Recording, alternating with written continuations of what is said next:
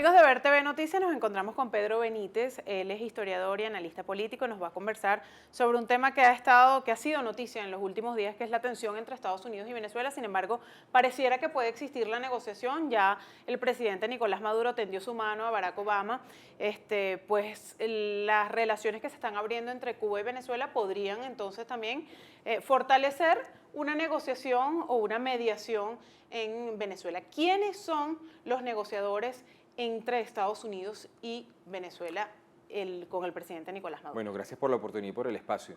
Bueno, me parece muy bien que hayas arrancado con la expresión que le tendió la mano al gobierno de Estados Unidos, porque el gobierno de Estados Unidos ya le tendió la mano a algunos funcionarios o ex altos cargos del gobierno chavista que están viviendo en los Estados Unidos. Dos nombres que son claves: Alejandro Andrade, tesorero nacional, y Rafael Icea, exgobernador del estado de Aragua y fue también un ministro muy importante durante la era Chávez. Ellos tienen ya varios años viviendo en Estados Unidos. Alejandro Andrade hace exhibición abierta de su fortuna, de sus caballos, vive allá muy cómodamente. Y si el gobierno de Estados Unidos tiene información de toda la trama de corrupción que se ha creado en torno a Venezuela, en torno al gobierno venezolano, tienen perfecta información de quién son estos dos personajes. Por lo tanto, esta gente ya tiene muchos años, o por lo menos muchos meses, negociando con el gobierno de los Estados Unidos, lo que quiere decir entonces que el gobierno de Estados Unidos también va a estar abierto a negociar en cualquier momento con Nicolás Maduro o con miembros del régimen chavista. Y en esa negociación, por los escándalos de corrupción que en este momento se están abriendo, todos tienen que ver con PDVSA, todos tienen que ver con todo el lavado de dinero y transferencias de dinero a cuentas secretas desde PDVSA, que ha sido el corazón de toda esta cleptocracia rojita que se montó en Venezuela en la última década. Y el actor central fundamental de esto es Rafael Ramírez, hoy embajador de Venezuela ante Naciones Unidas, y que durante todos los años de Chávez fue su ministro más importante porque era el hombre que administraba la caja. Él 12 años frente a PDVSA. Y ministro de Energía y Petróleo. Por cierto, es el único funcionario en Venezuela, en toda nuestra estructura petrolera, que tuvo los dos cargos al mismo tiempo, de modo que en esos términos tenía un poder enorme y la confianza absoluta de Chávez. Bueno, todos los escándalos de corrupción en torno a PDVSA inevitablemente llevan a él y a Diego Salazar, una persona cercana a él y que era el que manejaba todo el tema de los seguros en PDVSA. Por lo tanto, Rafael Ramírez en este momento es, digamos, el otro candidato a ser la cabeza que tenga que ofrecer Nicolás Maduro, en lo que, repito, va a ser una negociación. Me parece que es evidente que en algún momento va a ocurrir entre el gobierno de Estados Unidos y Nicolás Maduro. Otra persona que también está en riesgo en todo este esquema es Diosdado Cabello. Recordemos que desde hace muchos años las acusaciones de corrupción contra Diosdado Cabello y su hermano partieron del propio PSUV. Fue el finado Luis Tascón quien en el primer congreso del PSUV acusó directamente al hermano de Diosdado Cabello de estar implicado en corrupción, razón por la cual una de las primeras decisiones del PSUV fue expulsarlo del partido. Y fue del PSUV donde salió toda la acusación de la derecha endógena, y esa acusación iba dirigida directamente a Diosdado Cabello, que es otra trama que Nicolás Maduro podría ofrecer. O incluso podría ocurrir también que dentro del poder chavista burocrático militar ofrezcan la propia cabeza de Maduro. Pero por lo que uno está viendo en estas negociaciones, intentos de negociaciones que se han hecho con el gobierno de Maduro del año 2013 para acá, por cierto, quien está involucrado ha sido el Vaticano, ellos no se han planteado salir de Maduro. Lo que están planteando es que el gobierno de Maduro modere su actitud autoritaria, y están utilizando mecanismos de presión que no son contra Venezuela, porque hasta este momento el gobierno de Estados Unidos no está amenazando los intereses venezolanos, sino que a funcionarios específicos, y insisto en esto, por temas de corrupción que ya en nuestro caso, en el caso venezolano, son inocultables. En el caso de Icea Andrade y el propio Rafael Ramírez, ellos son piezas clave y podrían ser unos traidores a la patria en caso de que información ofrezcan al gobierno de Estados Unidos. Bueno, técnicamente, de acuerdo a la retórica chavista, son traidores a la patria, puesto que están viviendo en Estados Unidos, con cuentas en Estados Unidos, y si están en Estados Unidos, insisto, es porque ellos están negociando con la administración norteamericana, que tiene plena información de quiénes son ellos, de cómo han hecho su fortuna. Sin embargo, Rafael Ramírez sigue teniendo un cargo diplomático dentro del gobierno venezolano. Sí, pero fíjate cómo en los últimos años lo han ido degradando, ¿no? O sea, sí, pasó de ser el cuarto bate y novio de la madrina, ahora está en el sentado en la banca castigadito. o castigadito. O sea, cada vez lo van bajando más de categoría. Yo tengo la información que él no está en Estados Unidos, está en Venezuela. También que es bastante conocido que Nicolás Maduro no lo quería en el gabinete, estaba buscando la manera de salir de él, y hay una persecución contra la gente que él dejó en PDVSA, gente que ya estaba implicada en tramas de corrupción. Por lo tanto, la situación de Rafael Ramírez es incómoda en el exterior, porque es la cabeza visible de todo este esquema de corrupción sobre el cual el Tesoro norteamericano empezó una investigación. Me refiero concretamente al tema de Andorra, pero también tiene una situación incómoda dentro de Venezuela porque él es incómodo para Maduro porque no lo quería en el gabinete y no lo quería en el partido. Imagino que tampoco lo sigue queriendo. Así es. Muchísimas gracias, Pedro Benítez, un tema delicado. No olvide que usted puede revisar todas las informaciones en nuestro portal vertvnoticias.com.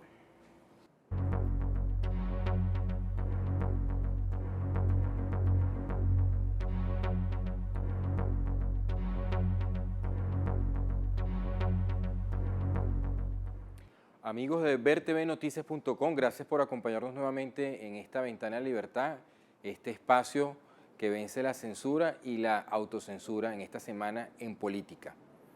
Bueno, Nicolás Maduro acaba de declarar este fin de semana que le tiende la mano a Barack Obama. Bueno, si yo fuera funcionario chavista, un alto funcionario del régimen, un alto cargo que ha participado activamente en los últimos 15 años, pues estaría bastante preocupado, porque tenderle la mano implica que está abierto a llegar a algún tipo de acuerdo o negociación con la administración de los Estados Unidos. Ahora, la otra cara de la moneda es que Barack Obama o la administración norteamericana ya le tendió la mano a varios funcionarios chavistas, y los más connotados son Alejandro Andrade y el exgobernador Rafael Icea. Alejandro Andrade durante muchos años tesorero de la República, y Rafael Icea es gobernador del estado de Aragua y ministro y alto cargo en el partido oficialista y en el gobierno durante toda la era Chávez. Esta gente tiene varios años viviendo en Estados Unidos, cómoda y tranquilamente.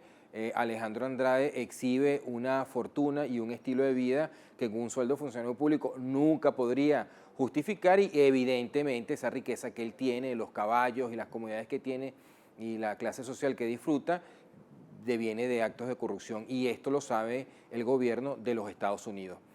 Por lo tanto, no es muy aventurado especular que ellos desde hace tiempo vienen negociando con el gobierno de Estados Unidos y son ellos los que han estado pasando información, de modo que los patriotas cooperantes más connotados de este régimen son precisamente dos personas que fueron parte del círculo íntimo del gobierno chavista desde que llegó al poder en 1999. Ellos son los que están pasándole información.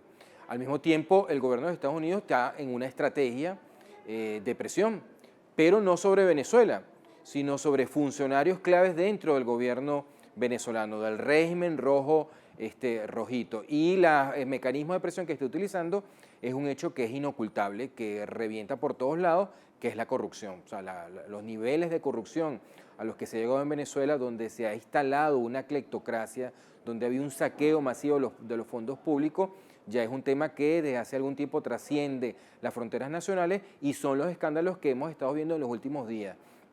Los fondos públicos que estaban en cuentas secretas en un banco muy cuestionado en Suiza, los fondos secretos que se estaban manejando en Andorra, y todo este mecanismo de corrupción y de lavado de dinero, su eje central era PDVSA. Y la cabeza de PDVSA durante todos estos años no fue otro sino que Rafael Ramírez, digamos el jefe de la caja.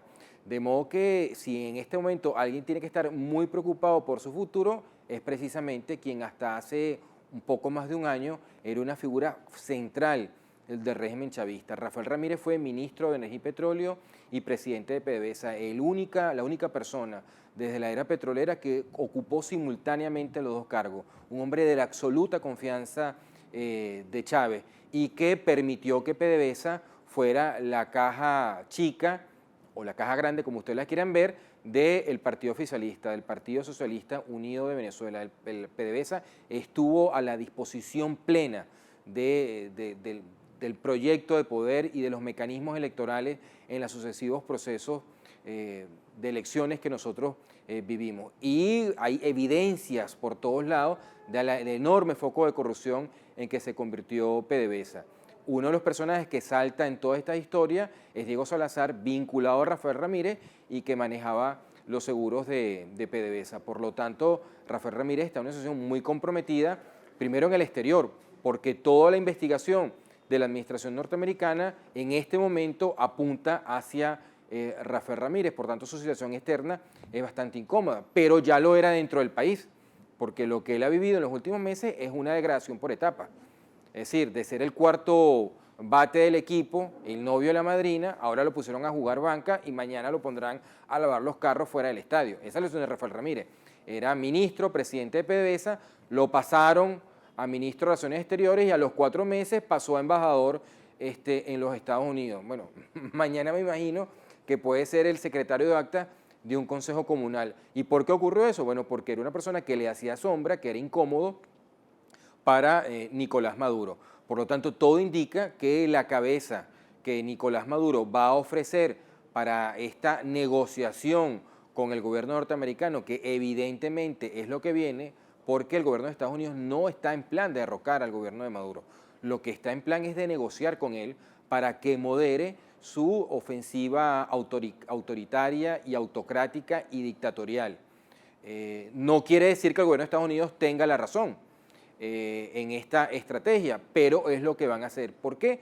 Porque las negociaciones políticas siempre son así. Tú me das algo y yo te doy otra cosa a cambio. Y si decimos, como todo lo indica, que ellos vienen negociando, la administración norteamericana, con Alejandro Andrade, con Rafael Sea, entre otras figuras del gobierno chavista que tienen varios años en los Estados Unidos, nada quita que vengan a negociar posteriormente con Nicolás Maduro. ¿Qué cabeza podría caer que está sonando? Bueno, la de Rafael Ramírez, que está en una situación en la que corre o se encarama, o canta o cae, o se entrega dentro de Venezuela o va a caer afuera. Otra figura que está en riesgo en todo esto es Diosdado Cabello, que se ha convertido en un factor de preocupación para el gobierno y para todo el entramado internacional que ha intentado moderar las intenciones autoritarias del gobierno venezolano. Pero esto lo vamos a explicar y analizar más detenidamente en la segunda parte de este espacio, luego que vayamos a una breve pausa.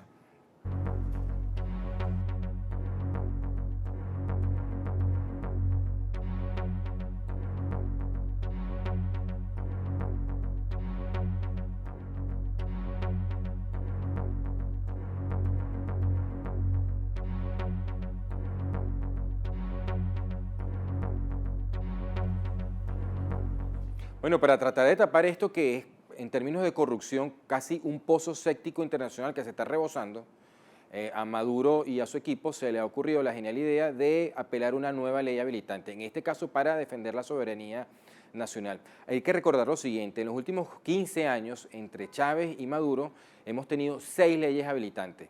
Es decir, los dos últimos presidentes de la República han estado habilitados durante mucho tiempo para pasar leyes sin la aprobación del Parlamento. Si fuera por eso, si fuera por leyes habilitantes, seríamos uno de los países más desarrollados del mundo. O sea, tendríamos que estar por encima, a la par de Noruega. Y lo que da terror en el caso de Maduro es que ya el año pasado, en noviembre y diciembre del 2013, la Asamblea Nacional le aprobó una ley habilitante para enfrentar la emergencia económica. Y ya vemos los resultados. Es decir, ahora él pide una ley habilitante para supuestamente defender la soberanía nacional. Bueno, con los resultados del anterior yo no me quiero imaginar lo que va a ocurrir con esto. O sea, Dios nos agarre confesados lo que le pueda pasar a nuestro país.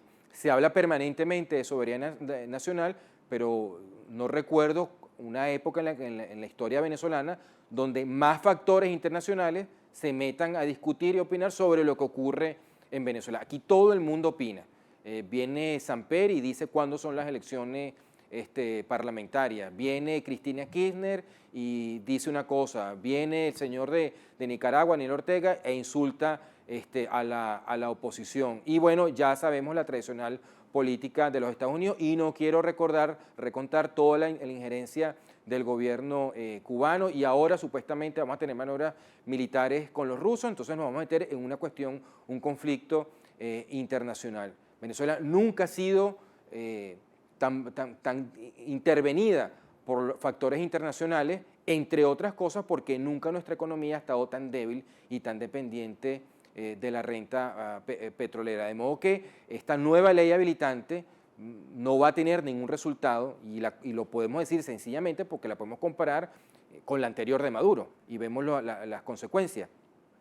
Por tanto, ¿qué busca esta ley habilitante? Esta ley habilitante lo que busca es apelar a la tradicional obsesión antiamericana de América Latina, a la tradicional obsesión anti-norteamericana, anti los Estados Unidos, anti-gringa, para tratar de tapar nuevamente el caso, el entramado de corrupción, la cleptocracia que se ha construido en Venezuela en los últimos años, y que además hay que decir lo siguiente: muchas de las decisiones económicas que desde hace mucho tiempo se han planteado, incluso dentro del propio PSUV.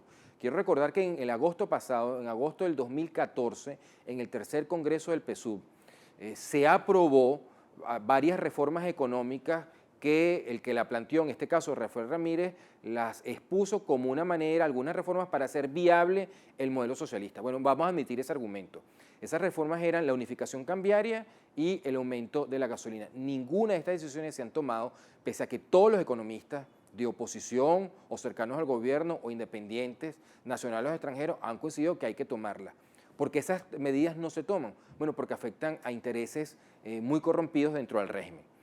Hay que ver aquí quién se beneficia por el contrabando de extracción hacia Colombia. Y hay, bueno, todo un foco enorme de corrupción y de intereses detrás de eso. Y lo mismo ocurre con la unificación cambiaria. Esta extraña decisión que se tomó con el CIMADI, que el gobierno simplemente ha permitido que se sostenga, habría que preguntarse a quién beneficia. Por lo tanto, en Venezuela, en este momento, la corrupción ha llegado a tales niveles que impide hacer reformas fundamentales que necesita la economía, y ahora sí, la principal causa del empobrecimiento masivo de los venezolanos está precisamente en esta cleptocracia roja-rojita, en esta élite extractiva que se ha instalado y que le impide que en Venezuela exista innovación, ahorro, inversión y desarrollo y empleo, y se genere riqueza y una mejor distribución, sobre todo para las capas más pobres. Y aquí entro en otro punto que los venezolanos deberíamos estar debatiendo con mucha angustia en este año 2015.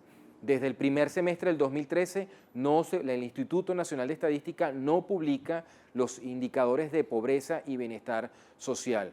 Hay un estudio reciente que publicaron las universidades nacionales, la Universidad Católica Andrés Bello, la Universidad Central de Venezuela y la Universidad Simón Bolívar, que indica que en este momento los niveles de pobreza en Venezuela son superiores a los de 1998 y que muy probablemente terminemos 2015 con indicadores de pobreza nunca antes conocidos desde que se llevan estas estadísticas y registros en la Venezuela moderna. Por lo tanto, lo que estamos viendo es el fracaso de todo un proyecto. En la Venezuela de hoy hay más pobreza, hay más exclusión social y más corrupción de la que había en 1998. Por lo tanto, el remedio terminó siendo peor que la enfermedad. Y esta nueva ley habilitante lo que busca es simplemente montar un nuevo show político y no busca resolver los problemas nacionales. El problema de la corrupción es un grave problema que Venezuela tiene que resolver. Los países que tienen más éxito en el mundo, donde hay un mayor nivel de productividad económica, pero también un mayor nivel de equidad social, han resuelto el problema de la corrupción.